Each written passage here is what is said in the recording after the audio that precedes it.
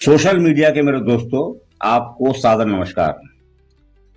इस वीडियो की शुरुआत दोस्तों मैं कहां से करूं? पहले आपको कथावाचक देवकीनंदन ठाकुर की क्लिप दिखाऊं या फिर मैं पहले अपनी बात कहूं? मैं सोचता हूं कि पहले आपको इन महाराज की क्लिप ही दिखा देता हूं, फिर इनकी लफाजी पर मैं अपनी बात करूंगा। तो लीजिए, देखिए और सुनिए।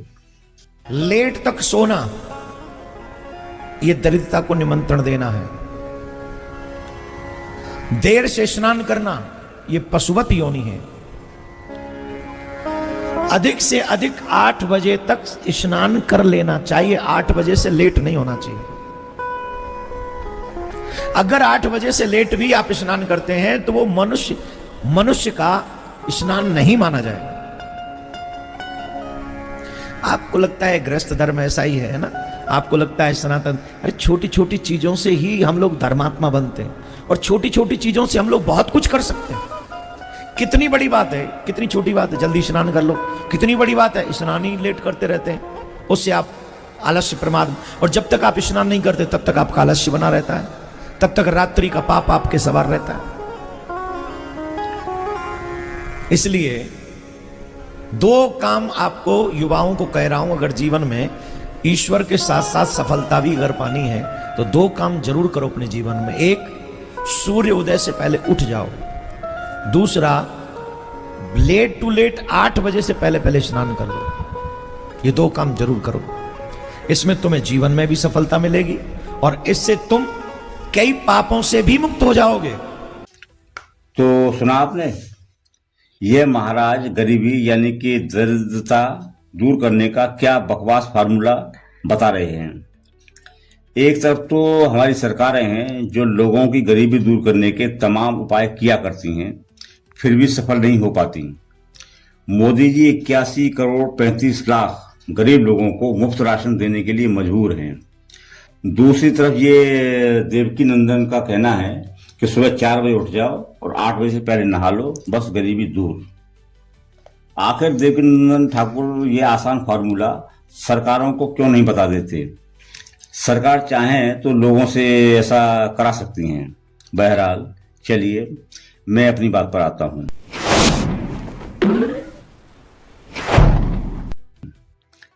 दोस्तों, जितने भी कथावाचक हैं सब ऐसी लफाजियां किया करते हैं और मजे की बात यह है कि ये अपने बेसिर पैर की बकवासों को, लफाजियों को सनातन धर्म से भी जोड़ देते हैं।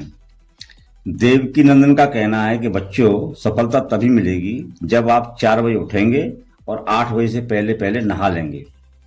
दोस्तों, आप अगर सोशल मीडिया पर घूमते रहते हैं तो विकास दिव्यकीर्ति को जरूर जानते होंगे। आपने उनको देखा होगा, सुना भी होगा। दृष्टि नाम से इनका काफी बड़ा शिक्षण संस्थान है जहां हजारों लोग अपनी सेवाएं देते हैं और लाखों बच्चे यहां से पढ़कर निकलते हैं। फिर ये सरकारी सेवाओं में जाते हैं और फिर अधिकारी बनकर देश की बेहतरीन सेवा करते हैं। बल्कि मैं कहूँ, इस समय भी यहाँ के बच्चे देश की सेवा कर रहे हैं। विकास दिव्यकीर्ति दृष्टि शिक्षण संस्थान के सर्वे सर्वा हैं और बहुत ही जहीन यानी कि योग्य व्यक्ति हैं। किताबी जानकारियां तो इनकी काफी अच्छी हैं ही, ये तमाम मुद्दों का विश्लेषण विवेचन भी बहुत ही सटीक और तार्किक तौर पर करते हैं। मिस्टर दिव्यकीर्ति हर तरह से सफल व्यक्ति हैं, बौद्धिक स्तर पर भी और आर्थिक स्तर पर भी। मैं चाहूंगा कि भाई देवकीनंदन कभी विकास दिव्यकीर्ति जी से मिल लें, तब देवकीनंदन को पता चलेगा कि दिव्यकीर्ति रात को 3 या कभी कभी 4 बजे सोते हैं और उठते हैं 9 या 10 बजे। देवकीनंदन के हिसाब से तो भाई दिव्यकीर्ति को दरिद्र और असफल होना चाहिए था। अकेले विकास दिव्यकीर्ति ही नहीं, ऐसे तमाम सफल और धनी लोग हैं जो देवकीनंदन की लफाजी पर न तो कभी चले हैं और न चलते हैं। राजेश खन्ना यानी हमारा सुपरस्टार फिल्मों का राजेश खन्ना सुबह 3 या 4 बजे सोता था, दोपहर को 11 बजे वो उठता था, फिर 2 बजे फिल्मों की शूटिंग पर जाता था। और वो कितना धनी था, कितना सफल था, ये सब आप जानते ही हैं। हमारे बिग बी अमिताभ बच्चन भी जब 3-3, 4-4 शिफ्टों में काम किया करते थे फिल्मों में, तो ये संभव ही नहीं होता था कि वे सूर्योदय से पहले उठ जाएं और 8 बजे तक नहा लें। देवकी नंदन को अभी यह पता ही नहीं है कि लोगों ने रात रात भर जागकर दुनिया के लिए क्या क्या काम किए हैं। मैडम क्यूरी को यह पता ही नहीं होता था कि दिन कब निकला और रात कब हुई, इतवार कब आया और शनिवार कब निकल गया। सालों की जिंदगी खपाकर मैडम क्यूरी को रेडियम हाथ लगा। वह एक तरह से रेडियम की खोज में सफल हुई। रेडियम आज भी चिकित्सा और उद्योग में उपयोग किया जाता है। मैडम क्यूरी की तरह न जाने कितने वैज्ञानिकों ने दिन रात जाग जाग कर दुनिया के लिए महान चीजें, महान जानकारियां अर्जित की हैं, जुटाई हैं। ऐसा वे आज भी कर रहे हैं। देवकी नंदन जो ये नियम बता रहे हैं कि सूर्योदय से पहले उठ जाओ, 8 बजे तक नहा लो, नहीं तो तुम पापी भी बने रहोगे और तुम्हें असफल तो होना ही है।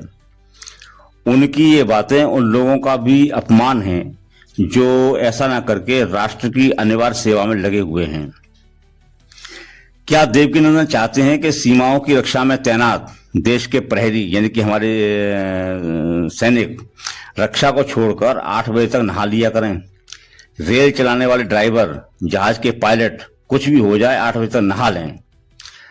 पुलिस थानों में भी 8 बजे से पहले पहले नहाना धोना शुरू हो जाना चाहिए।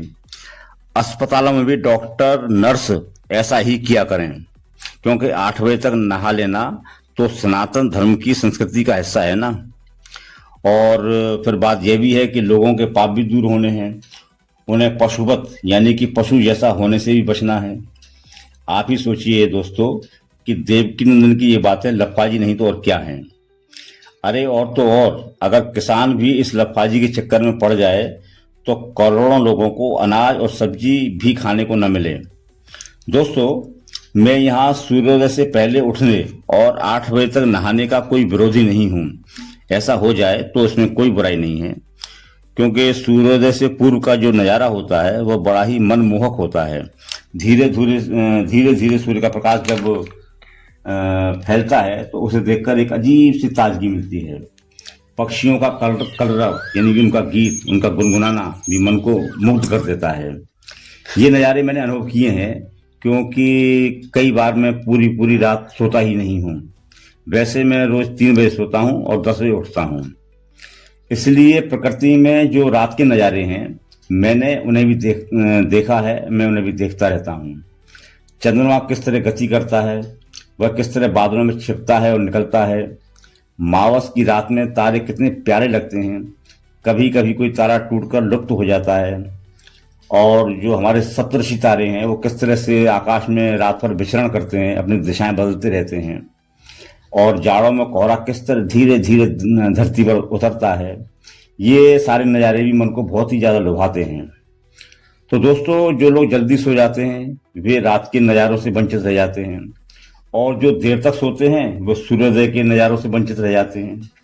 इसलिए आप चाहें देर तक सोएं या फिर जल्दी उठ जाएं, यह आपकी अपनी स्थिति और आपकी अपनी परिस्थिति है, इसमें कोई पाप नहीं है। इन कथावाचकों की लफाजियों पर कोई ध्यान मत दिया कीजिए। कबीर की एक साखी है दोस्तों, जल बिच मीन प्यासी मोए सुन सुन आवे हंसी। जल बिच मीन प्यासी मोए सुन सुन आवे हंसी। इस पर मैं कहता हूँ, लोगों के बीच होती ऐसी बकवासी मोए सुन सुन आवे हंसी। इस चर्चा में दोस्तों बस इतना ही, और मेरा आपसे बार बार आग्रह है कि मेरे चैनल को आप सब्सक्राइब करें, घंटी का बटन दबाएं, इस वीडियो को ज़्यादा से ज़्यादा शेयर करें। आपका बहुत बहुत आभारी, सुनीत गोस्वामी।